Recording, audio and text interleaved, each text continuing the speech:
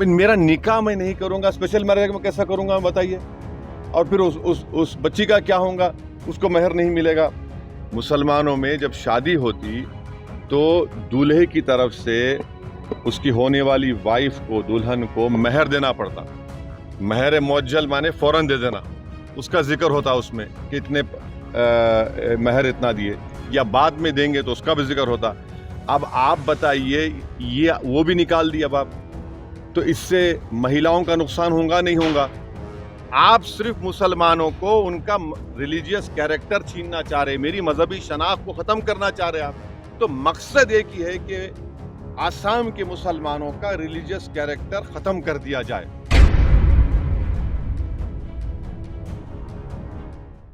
हम सच्चाई को बयान करते हैं तो वोट बैंक हो जाता है, और नरेंद्र मोदी जो पिछले 10 साल से कर रहे मेजॉरिटी कम्युनिटी का वोट लेने के लिए, तो उसकी कोई बात नहीं करते।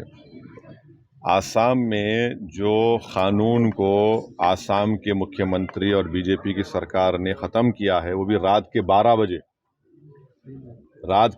बजे वो कानून ख़त्म करे, जो 90 साल पुराना कानून है। उस कानून के तहत आसाम के मुसलमानों की शादी वहाँ के रजिस्ट्रार या काजी के तहत होती थी, और उसके बाद उनको निकाहनामा का सर्टिफिकेट मिलता था। अब उन्होंने क्या काम किया कि उसको सिस्टम को बर्खास्त कर दिया। अब मुसलमानों की शादी तो निकाह से होती है ना, तो स्पेशल मैरिज एक्ट में निकाह का प्रोविजन है क्या बताइए मेरे को। भाई मेरा रिलीजियस ड्यूटी है, मैं अपने रिलीजन के लिहाज से शादी करूंगा ना। स्पेशल मैरिज एक्ट में तो रिलीजन नहीं है, वो तो एक न्यूट्रल सेकुलर लॉ है। तो अब निकाह का आप उसमें कॉन्सेप्ट निकाल दिए, नंबर 1। दूसरा, मुसलमानों में जब शादी होती तो दूल्हे की तरफ से उसकी होने वाली वाइफ को, दुल्हन को मेहर देना पड़ता। मेहर मुअज्जल माने फौरन दे देना, उसका जिक्र होता उसमें कि इतने मेहर इतना दिए, या बाद में देंगे तो उसका भी जिक्र होता।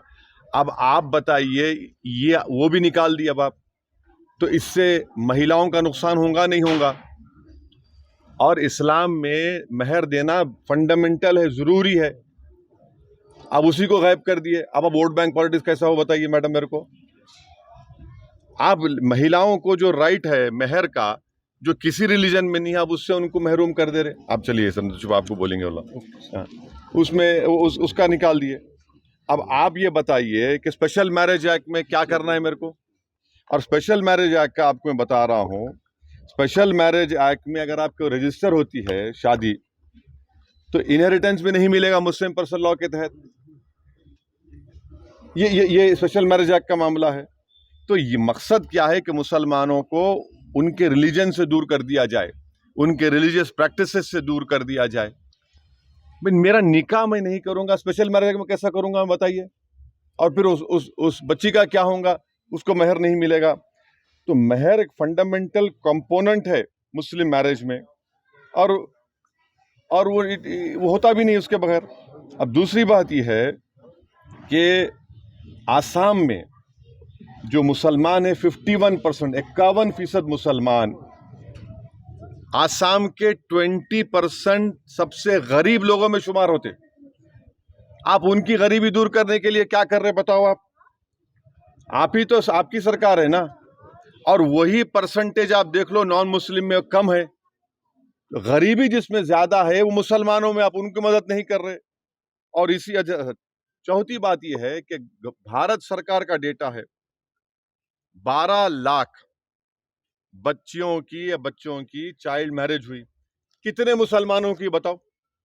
मैं चैलेंज कर रहा हूं आरएसएस, बीजेपी, विश्व हिंदू परिषद और वहां के हेमंत बिस्वा शर्मा को, बताओ 84% नॉन मुस्लिम की हुई चाइल्ड मैरिज, 11% मुसलमान उसमें है। मगर आप बाजा बजा रहे, हमारा बदनाम कर रहे पूरे देश में। चाइल्ड मैरिज सब में हो रही।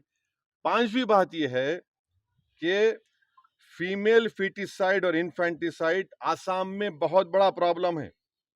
आसाम के मुख्यमंत्री को ये जवाब देना पड़ेगा, क्या यह बात सच नहीं है कि अगर 1000 बच्चे पैदा होते तो 923 बच्चियां पैदा होते।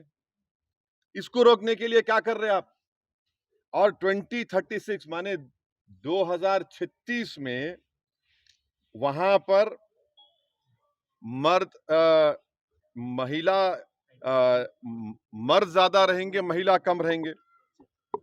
अब इसका जिम्मेदार कौन रहेगा, ये भी आप डाल देंगे मुसलमानों के गले में। और आखिरी बात ये है, ये कानूनी बात आपसे कर रहा हूं कि अगर चाइल्ड मैरिज होती है तो वो वाइडेबल है, वाइड नहीं होती शादी, ये कानून है। तो किसके कान में फूल लगा रहे बीजेपी आरएसएस वाले?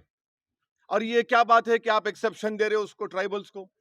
क्यों देंगे एक्सेप्शन ट्राइबल्स को? आप एक्सेप्शन दे रहे हैं। अच्छा, स्पेशल मैरिज एक्ट में भी, हिंदू मैरिज एक्ट में एक्सेप्शन है, स्पेशल मैरिज एक्ट में एक्सेप्शन है। तो मकसद एक ही है कि आसाम के मुसलमानों का रिलीजियस कैरेक्टर खत्म कर दिया जाए। अब कैसे शादी होंगी बताइए? निकाह नहीं होगा, कैसे शादी करना? स्पेशल मैरिज एक्ट में निकाह होता क्या? स्पेशल मैरिज एक्ट में मेहर मिलता क्या लेडीज को? तो ये मकसद उनका यही है, ये इनकी नफरत है, इनका काम यह। और आसाम के मुख्यमंत्री ज्यादा हैदराबाद को आ रहे, तेलंगाना को आ रहे। अरे पहले अपने स्टेट में आप supreme court monitored NPR NRC को एक्सेप्ट क्यों नहीं कर रहे? आप उसको एक्सेप्ट करो आप। ये है। अच्छा, एक सवाल आखिरी है, जिस तरीके से अलग अलग स्टेट्स में जो है इस तरीके के फैसले लिए जा रहे हैं, उसको आप कैसे देख रहे हैं? देखिए, उत्तराखंड में यूसीसी लेकर आए, उसमें भी क्या कर दिए? एक्सेप्शन दे दिए, ट्राइबल्स को अप्लाई नहीं होगा। हिंदू मैरिज एक्ट के एक्सेप्शन वो अप्लाई करेंगे, हिंदू एडॉप्शन एक्ट के एक्सेप्शन। तो भाई जब एक्सेप्शन दे रहे तो यूनिफॉर्म कहाँ है वो? आप सिर्फ मुसलमानों को उनका रिलीजियस कैरेक्टर छीनना चाह रहे, मेरी मजहबी शनाख्त को खत्म करना चाह रहे आप। ये कैसे होगा बताइए आप?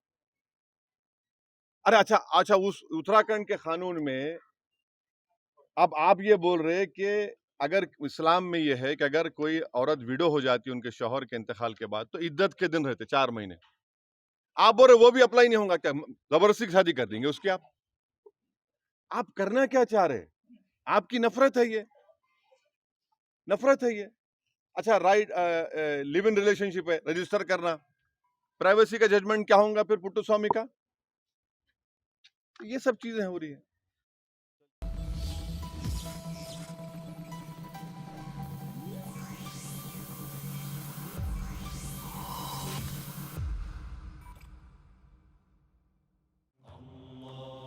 सारी इज्जतें अल्लाह ही के लिए है और अल्लाह ही मेहरबान निहायत रहम वाला है। हज और उम्रा का फरीजा अदा कीजिए Al Hind global services private limited के स्टार और बजट पैकेजेस के साथ। हरमैन शरीफ के करीब स्टार होटल्स में क़याम, 3 वक्त हैदराबादी जायकेदार खाने, एसी बसेस के जरिए मुकद्दस मुकामात की ज़ियारतें, सऊदी एयरलाइंस की डायरेक्ट फ्लाइट, हुकूमत सऊदी अरब और हुकूमत हिंदुस्तान से मंजूर शुदा। अल हिंद ट्रैवल्स की जानिब से हाजियों के लिए एक बेहतरीन तोहफा। अल हिंद के साथ उम्रा ट्रैवल करने वालों के लिए नेक्स्ट उम्रा ट्रिप पर 1% कैशबैक हासिल कीजिए। मुख्तलिफ ममालिक के वीज़ास और एयर टिकटिंग के लिए एक बार जरूर तशरीफ लाएं। आज ही अपना सफर बुक करें। Al Hind global services private limited, first floor, Babu Khan estate, Basheerbagh, Hyderabad. Contact 9949994016 और 040295629331।